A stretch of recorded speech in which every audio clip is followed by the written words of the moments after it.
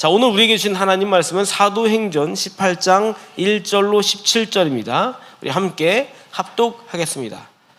시작. 그 후에 바울이 아덴을 떠나 고린도에 이르러 아굴라라 하는 본도에서 난 유대인 한 사람을 만나니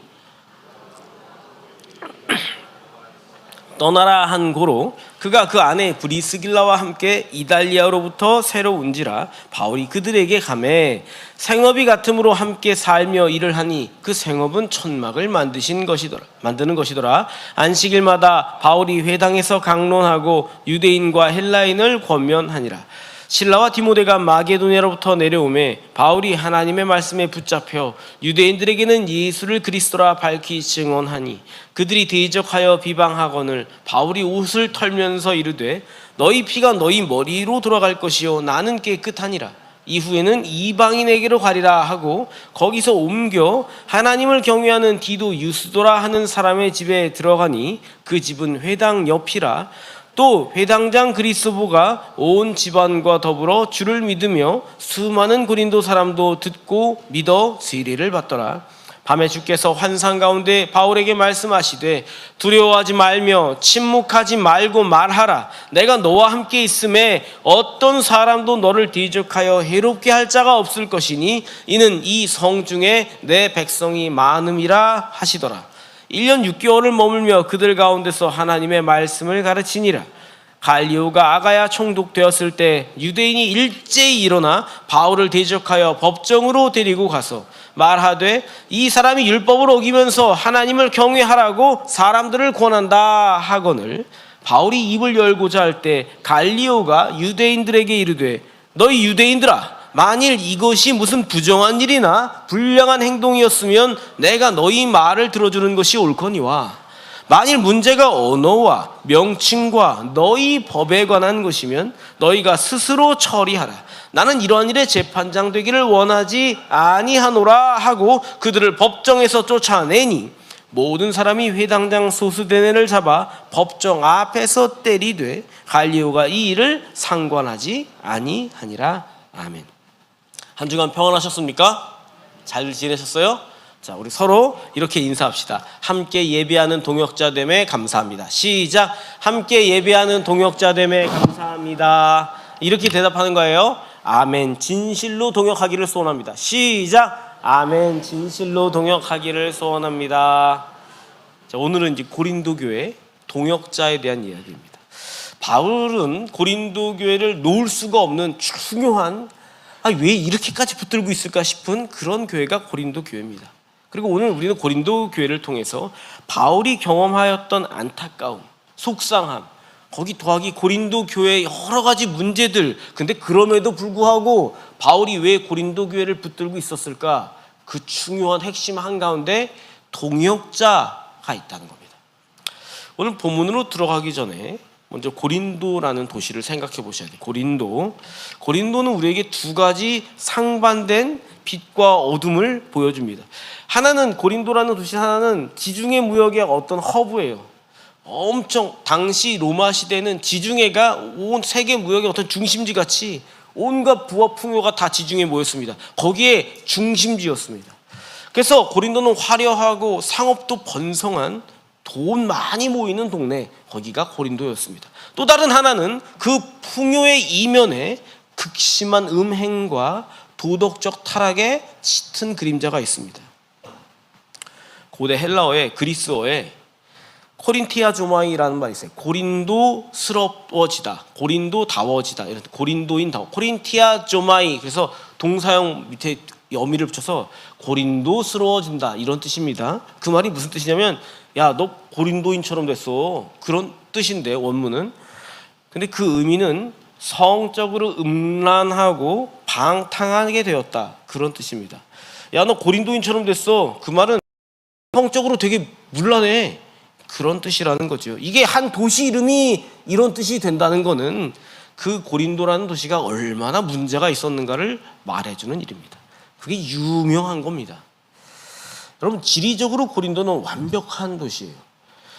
그 지도를 위쪽에 그리스 본토가 있으면 그 밑에 펠로폰네소스 반도가 있는데 이 둘 사이를 좁은 땅덩어리 조그마한 거 하나가 연결하고 있습니다. 그 조그맣게 연결되어 있는 그 한복판에 고린도가 있습니다. 서쪽으로는 레이카움이라고 하는 항구가 있었고, 이쪽은 아프리카와 유럽, 이쪽으로 해야겠다. 지도 열어보시죠. 이쪽으로는 레이카움, 아프리카와 유럽으로 가는 항구가 있었고, 이쪽 도시, 이쪽 동쪽 항구는 갱그레아, 아시아로 가는 항구가 있었습니다. 그러니까 이 교통이 요충지입니다. 두 항구 사이에 지금은 이렇게 생긴 운하가 뚫려 있어요. 짠. 그렇죠. 영상을 보면서 제 설명을 드세요. 소리는 좀 줄여주세요. 제가 여행 다큐멘터리에 나오는 걸 좀 지난 밤에 편집을 해서 저작권 안 걸리게 편집하느라고 고생 좀 했습니다. 고린도 운하는 사실 근대 1900년대 들어서 완공이 돼요. 그 전까지 이걸 뚫으려고 많은 민족과 많은 나라들이 막 시도를 합니다. 온통 사람들을 갈아 넣어서. 고린도인들이 이 운하를 뚫으면서 생각을 했겠지요. 이 운하만 뚫리면 돈 많이 벌 거야. 가만히 앉아서 돈 벌 거야. 그 생각을 하고 이걸 많이 뚫으려고 했습니다. 근데 그럴 때마다 자연재해가 나거나 무너지거나 사고가 엄청 크게 나거나 많은 사람이 죽습니다. 그래서 사람들이 고린도 운하를 뚫다가 말고 뭘 하냐면, 저기 멋있죠? 높죠? 엄청 높아요. 높이가 85m짜리 협곡이 있어요. 이 운하를 뚫다가 이거 신이 저주를 내려서 못하는 거야. 그래서 그만뒀던 겁니다. 그리고 근대 들어와서 이걸 뚫었어요. 어쨌든 이 운하를 뚫기 직전까지는 고린도라는 도시는 양쪽을 오가면서 마차로 짐들을 나르면서 부유해집니다. 고린도는 마치 많은 돈과 많은 인종과 모든 것이 뒤섞여 있는 거대한 용광로처럼 끓어오르고 있습니다. 그리고 이 모든 물질적인 풍요, 돈 많은 곳에 뭐가 있어요? 돈 많은 곳에 뭐가 있어? 여러분은 다들 넉넉해지길 축복합니다. 여기서 아멘, 여기 많아서 이쪽에 축복을 많이.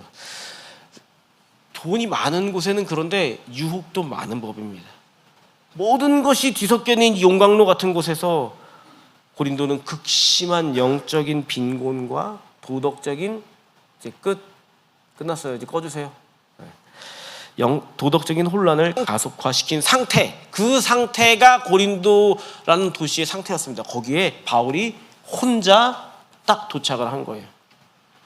지금 바울은 우리가 지난주에 나눴듯이 기억하겠지만 아테네에서 왔어요. 아테네에서 전도를 했는데, 바울이 그렇게 공을 들여서 전도를 했는데도 전도 성과가 바울 시대에 있었어요, 없었어요? 바울은 거기서 마치 실패한 것처럼 보였어요. 어쨌든 실패는 아니었지만 나는 실패했어, 그리고 온 거예요. 그리고 딱 도착했는데 이 도시의 죄악은 유명해. 고린도스럽다라는 말이 성적으로 타락한 것을 말할 정도로 유명한 도시, 거기에 혼자 뚝 떨어졌습니다. 바울은 심한 어떤 낙심함, 영혼인데 탈진해 있는 상태였던 것 같습니다. 그래서 본문 9절을 눈으로 보세요.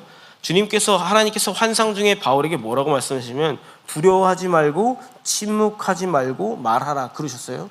그럼 바울의 마음은 지금 어떻다는 거예요? 두려워하고 있는 거죠. 침묵하고 싶은 겁니다. 내가 아테네에서 그렇게 전도했는데 듣지도 않으면서 뭐하러 전도해? 내가 듣지도 않은 것한테 뭐하러 얘기해? 그런 마음 드는 겁니다. 그리고 하는 마음이, 내가 열심히 했는데 말이야, 이런 일들만 생기고 속이 상하고 그 있잖아요. 제가 가끔, 여기 안 계시죠? 가끔 제 아들에게서 이렇게 하고 와, 집에. 이렇게. 뭐예요? 집에 속상한 일이 학교에서 있었다는 뜻이죠. 그런 모습으로 고린도에 딱 내린 겁니다. 그런데 바울에게 그 고린도라는 도시에서 하나님은 중요한 것을 하나 딱 엮어놓습니다. 그게 동역자라는 겁니다. 이 불편한 도시에 모든 악들은 다 모여있는 것 같은 더러운 도시에, 돈은 많아서 막 잘난 척 투성이야, 그런 도시에 바울이 딱 내렸는데 거기다가 하나님이 딱 묶어놓은 한 가지가 있었으니 그게 동역자라는 겁니다. 본문 2절로 4절 동역자 얘기를 읽어볼까요? 시작. 아굴라라 하는 본도에서 난 유대인 한 사람을 만나니 로마에서 떠나라 한 고로 그가 그 안에 브리스길라와 함께 이달리아로부터 새로 온지라 바울이 그들에게 가매 생업이 같음으로 함께 살며 일을 하니 그 생업은 천막을 만드는 것이더라.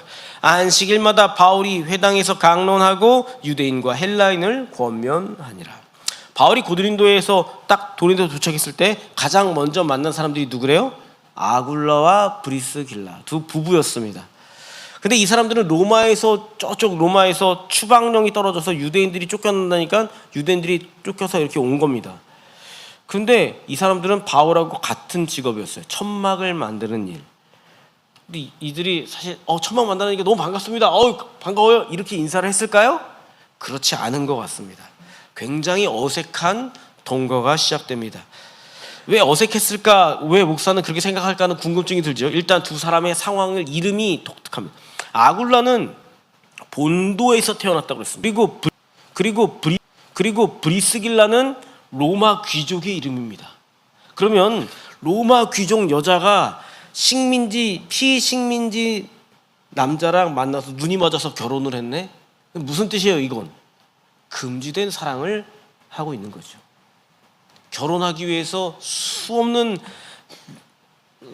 이상한 소리들을 들으면서 당장 안 헤어져! 막 이런 소리를 들으면서 하다가 도망온 사람들이 이 브리스길라와 아굴라였던 겁니다. 그러니까 생각해보세요. 이 유대인들 눈, 로마인들의 눈을 둘 다 피하면서 도망치듯이 살아왔던 부부들에게 유대인인 바울을 만났어. 천막을 치는 일이래. 그렇다고 손을 내밀어서 악수를 할 수는 없는 상황이었을 겁니다. 굉장히 어색했을 겁니다. 혹시 나가 부정하다고 또 나를 정죄하면 어떡하지? 나를 이상한 눈으로 보면 어떡하지? 하는 두려움이 부부에게는 있었을 거예요. 동주공제라 했어요. 손자범법에 동주공제, 같은 배를 탔는데 공제, 같이 건너야 해. 그런 겁니다. 아무리 불편한 사이라고 하더라도, 어색하더라도 같은 배를 타고 같은 문제를 갖고 있으면 같이 이 배를 타고 건너야 되는 상황, 그게 브리스길라와 아굴라 그리고 바울 사이에 있었던 겁니다. 처음에는 대면 했죠. 근데 바울은 외로워. 누구라도 텐트 치는 일은 혼자서는 할 수가 없어요. 요즘에야 뭐 좋은 텐트가 나와서 혼자 툭탁툭탁 하지만 그 당시의 텐트는 굉장히 무겁고 큰 장비였기 때문에 혼자서는 불가능했습니다. 도움이 필요하잖아요. 바울은 도움이 필요해요. 누구 도와줘요? 브리스길라와 아굴라가 있었던 겁니다. 어쩔 수 없이 예손을 잡아야 돼. 그러니까 브리스길라와 아굴라 입장에서는 자기도 직장이 필요한데, 일거리가 필요한데 기술자가 없는데, 도망치듯 살아왔는데 불편한 유대인이네. 좀 불편해. 딴 데로 직장을 옮길까 보다 확, 그런 마음을 갖고서 만난 겁니다. 그런데 자기들이 갖고 있는 모든 문제, 그리고 고린도라는 높은 파도의 산, 음란한 도시, 거기서 복음이라는 배를 만나서 한 배에 타게 되는 겁니다. 나중에 브리스길라와 아굴라는 바울을 통해서 진짜 복음을 알게 되고 복음을 가르치는 동역자가 되는 거예요. 나중에 얘기까지 다 모아서 한 번에 브리스길라와 아굴라를 설명하면 바울에게 이 브리스길라와 아굴라는 삶의 동역자, 인생의 동역자입니다. 왜냐하면 같은 일을 하면서 그의 심적인 정서적인 위로도 공급하고 육체적인 노동의 일을 나눠서 지고 물질적인 필요도 도와주는 그런 공동체가 됩니다. 그래서 계속해서 바울하고는 아주 오랫동안, 나중에 바울이 로마에서 순교할 때까지 브리스길라와 아굴라는 너무너무 중요한 역할들을 맡아서 합니다. 귀한 우정이죠. 신앙의 귀한 우정입니다. 우정이 좀 있어야 돼요. 성도들 서로 간에 우정이 깊어야 됩니다. 근데 우정도 종류가 있어요, 여러분. 니코마코스 윤리학이라고 유명한 아리스토텔레스가 쓴 책이 있어요. 니코마코스 윤리학. 읽어보시면 좋은데 그냥 윤리학 책은 아니고 거기에 이런 말이 나와요. 우정에 대한 3가지를 소개합니다. 사람들은 서로 사귐이 있는데 그 우정에 3가지가 있다는 거예요. 첫 번째 우정은 이익을 위한 우정이에요. 서로 이용해 먹는, 어떻게 하면 저놈을 이용할까, 그렇게 생각하는 게 이익을 위한 우정. 우정이라고 말하기 좀 힘들죠, 그죠? 그런 우정이 있습니다. 하여튼 두 번째 우정이 있어요. 두 번째 우정은 즐거움을 위한 우정이 있답니다. 이게 제 말이 아니고 아리스토텔레스 말이에요. 즐거움을 위한 우정은 뭐냐면 나의 만족을 채워줄 때만 유지되는 우정이에요. 나의 만족이 채워져, 그러면 넌 좋은 사람이야. 나한테 기쁨을 주지 않아? 넌 나쁜 놈이야. 넌 우정도 없네. 그게 이제 그것도 약간 우정이라고 말하기는 힘들죠. 세 번째 우정은 덕의 우정이라는 게 있습니다. virtue, friendship of the virtue. 덕의 우정이라는 게 있습니다. 덕을 위한 우정은 서로의 선함을 보고 그것을 사랑해주고 격려해서 그 삶을 더 북돋아주고 성장하는 관계에 있는 그런 우정이 우정입니다. 진짜 우정이죠. 이 부부와 바울은 세 번째 덕의 우정을 가진 사람들이었습니다. 서로를 세워주고 서로의 경건함을 지켜주고 서로를 격려해서 네가 복음의 사람이구나 하고 세워주는 사람들이 됩니다. 그러니까 바울은 이 부부랑 어떤 사역적인 동반자 관계, 동역자이기도 했습니다. 나중에 우리가 다음 주에 나누겠지만 에베소라고 하는 곳에 갔더니 아볼로라고 하는 목회자가 있습니다. 이 부부만 먼저 갔습니다. 아볼로라고 하는 목회자가 있었는데 목회자가 성경에 대해서는 빠삭하게 알고 있지만 그러나 예수님의 세례를 모르는, 그리스도와 십자가를 모르는 상태로 막 전도를 하고 다니는 겁니다. 부부가 바울에게 잘 배웠습니다. 바울 옆에 똑같이 붙어 앉아가지고 하루 종일 너무 잘 배웠어요. 그래서 부부가 아볼로라는 사람 목회자한테 예수님의 십자가를 가르쳐 줍니다. 그러니까 이 부부는 바울 목사님이 설교를 하면 가서 자기 그 순에다가 잘 전달하는 순장 같은 역할을 너무 잘하고 있는 거예요. 엄청 중요한 사역의 동역자가 됩니다. 이 사람들은 또 무슨 동역자냐면 교회의 동역자입니다. 나중에 가면 에베소도 따라가고 나중에 로마까지 따라갑니다. 로마서 16장에 보면 바울이 이 두 사람 브리스길라와 아굴라를 소개하는데 뭐라고 소개하냐면 이들은 어떤 사람이냐면 나를 위하여 자기 목숨까지도 내놓은 사람들이에요. 바울이 그렇게 자랑하는 교회를 세워가는 사역자들이 된 겁니다.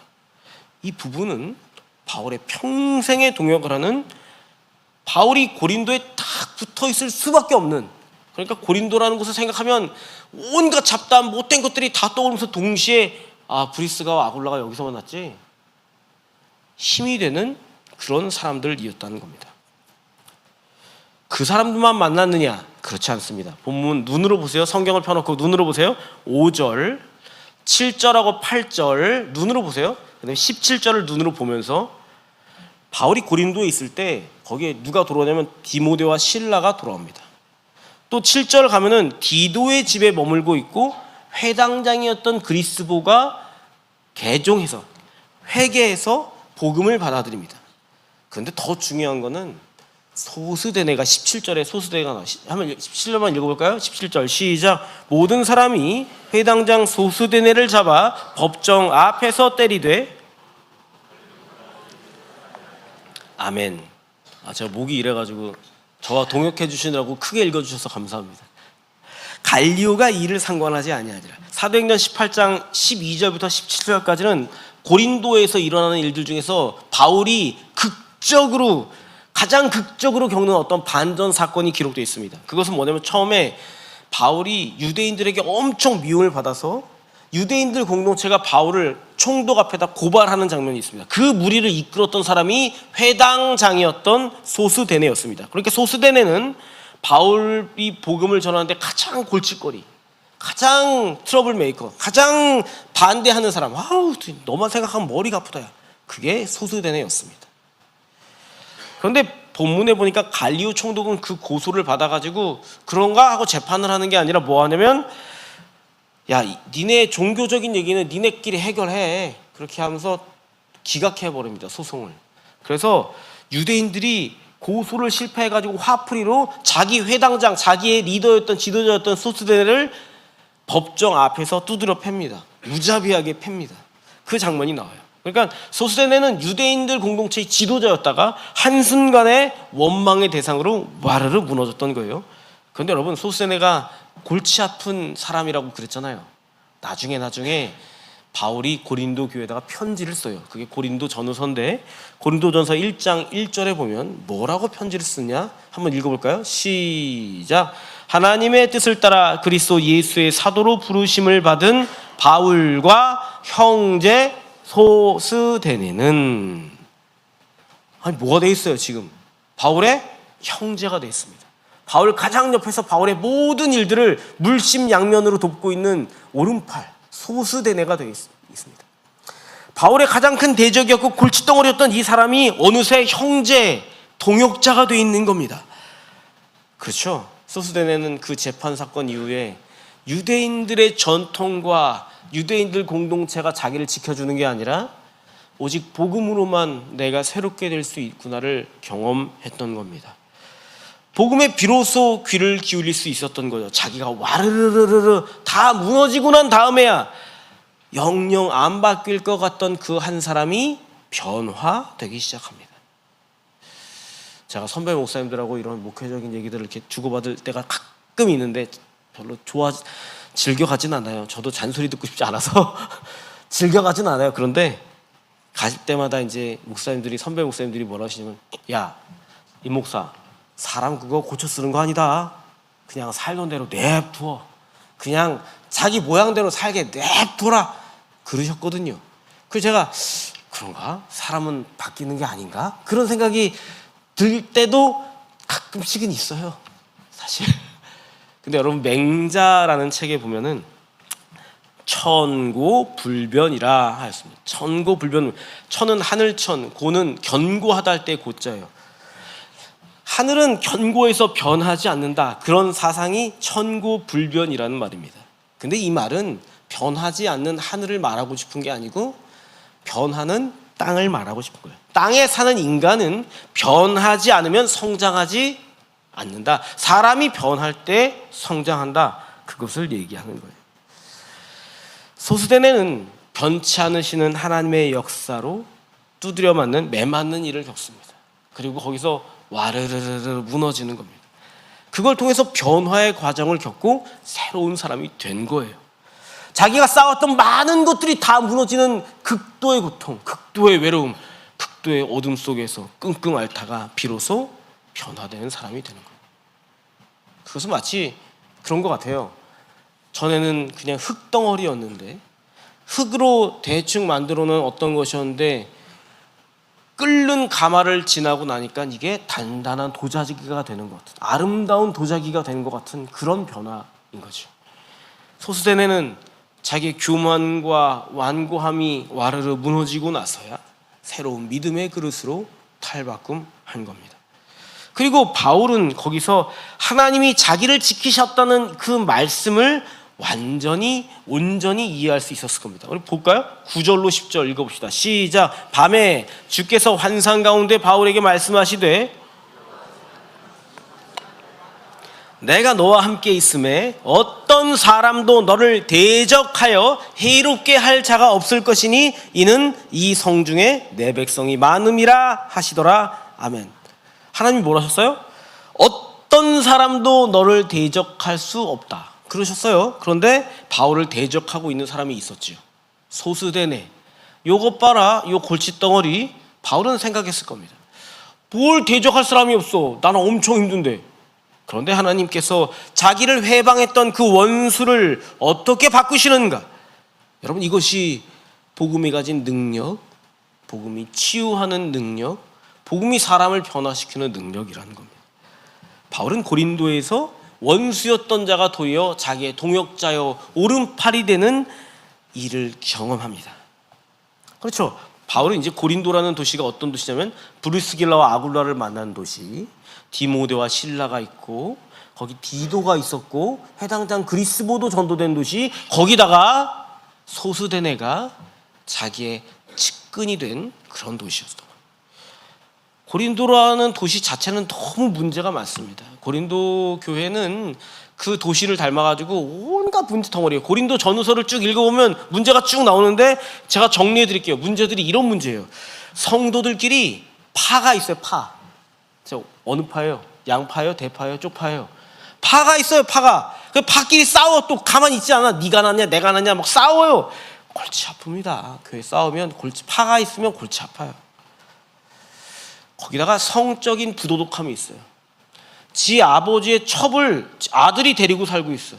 이런 거가 뭐 비일비재한 거예요. 왜냐면 그 도시가 원래 그 도시가 그런 도시예요. 아니 그 동네 사는 사람들이 다 그러고 있는데 내가 뭐 잘못했어? 그러고 사는 겁니다. 교회 안에.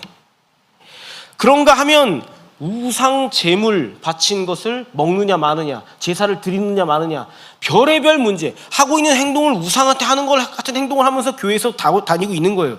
그런 문제. 너 먹었어? 먹었으면 죄졌어. 죄 아니야. 너 죄인이라고 해.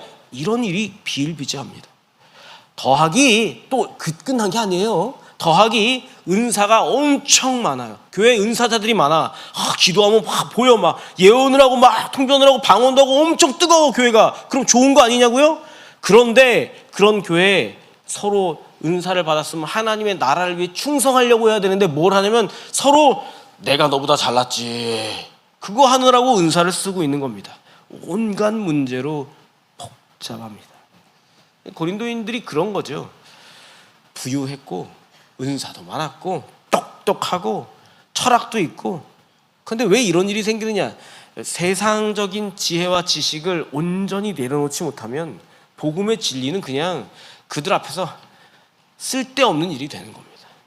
그걸 바울이 뭐라고 부르냐면 다 컸는데 아직도 젖을 먹고 있는 다 큰 아이라고 비유합니다. 고린도전서 3장 1절로 3절 시작. 형제들아, 내가 신령한 자들을 대함과 같이 너희에게 말할 수 없어서 육신에 속한 자 곧 그리스도 안에서 어린 아이들을 대함과 같이 하노라.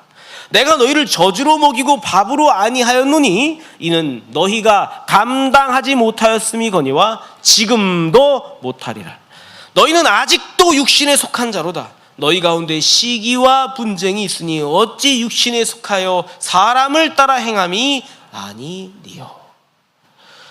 이런 모습의 신앙인을 또 엄마 전 물고 있는 아이로 비유합니다. 그렇게 여러 번 편지를 쓰면서까지 바울은 그들을, 고린도 교회를 포기할 수가 없습니다. 바울은 고린도 교회 현재에 있던 어떤 모습의 불안정함, 문제거리들을 보는 대신에 그들 안에서 하나님께서 어떻게 행하셨는지 은혜와 가능성을 보고 있습니다. 그건 뭐 때문이냐? 그 교회에서 만난 동역자들 때문이었습니다. 도망자요, 떠돌이요, 사랑의 도피로 눈치만 보고 있던 부부가 바울의 평생 동역자가 돼서 십자가의 복음을 담대하게 전하는 사람들이 된 것. 바울을 짓누려고 힘으로 찍어 누르려고 했지만 결국에는 형제가 되어서 바울의 오른팔이 된 소수되네. 이런 사람들이 있는데 어떻게 바울은 영원히 바뀔 수 없는 문제라고 생각했던 일들이 이렇게 눈앞에서 바뀐 증거들이 이렇게 있는데 어떻게 바울이 고린도 교회를 포기하냐는 겁니다. 하나님은 이 교회를 위해서 이 사람들을 바꾸신 것처럼 무슨 일이든지 해내실 줄로 믿은 겁니다. 동역자들을 통해서 바울이 힘과 소망을 얻은 거죠. 바울은 고린도 교회에 제일 많이 편지를 씁니다. 3개 썼어요. 3개. 기록에 남아있는 것 중에 제일 많습니다. 고린도 전서 후서 앞에, 전서 앞에 보낸 편지가 하나 더 있다고 나옵니다. 그러니까 그렇게 많이 편지를 쓰고 고린도 후서에는 뭐도 나오냐면, 아니 서신서에다가 그 비싼 편지를 보내면서 야단을 칩니다. 쓸데없는 막 싫은 소리를 막 듣기 싫은 소리를 막 합니다. 너네 그러면 안 된다고. 그러면서 자기 자랑까지 넣습니다. 왜 그랬느냐? 왜 눈물로까지 권면을 했느냐? 고린도 교회를 놓을 수가 없는 겁니다. 궁극적으로 하나님께서 반드시 이 교회를 온전하게 하실 줄 믿은 겁니다. 옛말에 수적 천석이라는 말이 있어요. 수는 물수자, 적은 쌓을 적자, 천은 뚫을 천자, 석은 돌석자. 물방울이 똑똑 떨어지면 돌도 뚫어낸다. 그죠? 처마 밑에서 떨어진 물방울이 대돌을 똑똑 떨어 대돌이 푹 파여서 빵꾸가 뻥 나는 것처럼 하나님께서 일하시는 것이 눈에 보이지 않아서 더뎌 보일지라도 반드시 이 돌덩어리와 같은 고린도 사람들을 변화시켜 주리라 바울은 믿었습니다. 맞아요, 여러분. 교회란 불완전한 사람들의 모임이겠지만 하나님께서는 그 불완전한 사람들을 온전하게 만드시는 분인 줄 바울은 누구를 보고 알았냐면 동역자들을 보고 알았습니다. 변화되는 사람들을 보고 믿었습니다. 사랑하는 애들 성도 여러분, 오늘 우리가 사도행전 18장을 나누고 있어요. 바울은 동역자들을 통해서 힘을 얻었습니다. 그리고 하나님께서 그 고린도 교회에 역사하시라고 믿었습니다. 여러분, 우리 발 아래를 한번 보세요. 여러분들의 삶은 어떤가요? 여러분들이 혹시 난처한 상황, 불편한 상황, 불안정한 상황, 어디서도 나를 도와줄 거 없는 외로운 상황에 있는 건가요? 그렇다면 여러분들은 바로 고린도 위에 오신 겁니다. 고린도처럼 내가 있는 곳이 너무 복음하고 떨어져 있는 것 같아. 난 너무 외로워. 아무도 나를 도와주지 않아. 심지어 나를 미워하고 싫어하고 밀어내려고 그래. 그렇다면 여러분들은 지금 하나님께서 그 고린도 위에 동역자를 준비하고 계심을 보고 있는 중입니다. 하나님께서 거기서 이미 역사하고 계십니다. 귀를 열어보세요. 여러분에게도 말씀하실 겁니다. 이곳은 나의 백성이 가득한 곳이다. 너희는 담대하라. 왜 저 사람은 나를 미워하지? 왜 저 직장 상사는 나를 괴롭히지? 무슨 의미가 있다고 나를 이렇게 하는 거야? 그런 마음이 듭니까? 포기하지 마십시오. 복음의 능력은 소수된 애도 변화시켰습니다. 그 누구라도 변화시킬 수 있을 겁니다. 불완전한 고린도에서 바울이 힘을 얻었던 것처럼 여러분들 서로에게 불완전한 땅 위에 있는 서로에게 동역자들이 되어주십시오. 내가 동역자들이 되어주고 내가 서로에게 힘이 되어주는 사람 되어야 되겠다. 그리고 하나님을 기대하십시오. 어딘가 숨겨진 채로 나를 위해 기도하는 동역자가 있겠지. 때때로 그게 처음은 불편할지 몰라도 우리가 그 안에서 믿음으로 세워지겠지. 그런 기대를 하시는 우리 은혜의 뜰 모든 성도들 다 되시기를 주님의 이름으로 축복합니다.